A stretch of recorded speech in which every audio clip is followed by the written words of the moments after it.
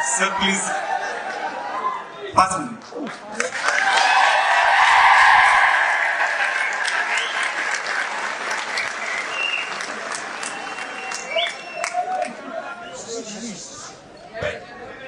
खरं तर मी आज व्यासपीठावर बसण्यासाठी किंवा बोलण्यासाठी आलो नव्हतो. माझ्यावरती जे पुस्तक लिहिलं आहे आणि त्याचं उद्घाटन विमोचन ज्यांच्या हस्ते होणार होतं त्यांचे विचार ऐकण्यासाठी आलो होतो. परंतु आपल्या आग्रहाखातर फक्त बोलताय म्हणून मला बोलता येणार नाहीये, कारण हा क्षण माझ्यासाठी अत्यंत मोठा आहे. शब्दात मला भावना व्यक्त करता येणार नाहीत.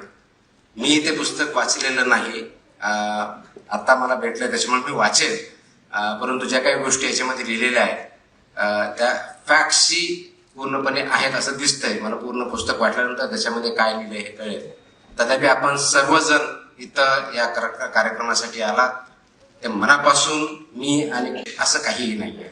आपण शिक्षक असाल, आपण शेतकरी असाल, आपण उद्योजक असाल, आपण एंटरटेनर किंवा अभिनेता असाल, राजकारणी असाल, कोणत्याही क्षेत्रामध्ये जा, फक्त बेस्ट पॉसिबल काम करा. आणि ज्यावेळेस मी बेस्ट पॉसिबल म्हणतो त्यावेळेस सर्वात महत्वाचा माझ्या दृष्टिकोनातून जर कोणता भाग असेल तर तो नैतिक या दृष्टिकोनातून उत्तम राहील. तर नैतिकता आपल्या वागण्यात आचरणात नसेल तर आपण आतून खोकला असतो, तो आतून खोकला होऊ नका. आणि म्हणूनच समाजाला पुढे जर न्यायचं असेल तर प्रत्येकाने हा जो आतला खोकला आहे तो थांबवला पाहिजे. आणि जे जे समाजामध्ये चांगलं घडतंय त्यासाठी एकत्र येऊन आपण पुढे जाऊया एवढी अपेक्षा करतो. नमस्कार.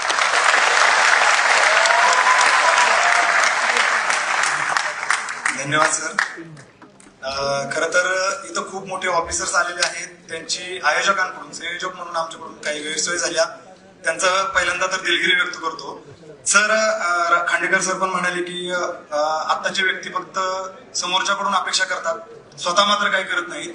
आपण तरुण म्हणून सगळेजण मुंडे सरांना, पठारे सरांच्या आणि राजीव सरांच्या साक्षीने आपण एक शब्द देऊया. सर आम्ही व्यवस्थेत असो किंवा व्यवस्थेत नसो, आम्ही कायम तुमच्या सोबत असू. आहात सगळे तयार? सगळे तयार आहात?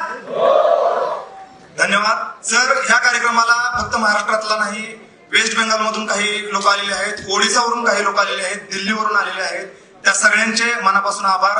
फक्त विद्यार्थी आहेत असं नाही, खूप मोठा अधिकारी वर्ग इथे उपस्थित आहे, शिक्षक आहेत, खूप एज्ड लोक आहेत ज्यांनी 3 दिवसापासून कॉल करतायत की आम्हाला फक्त हा कार्यक्रम अटेंड करायचा आहे. ते फक्त पुण्यातले नाहीत, सोलापूर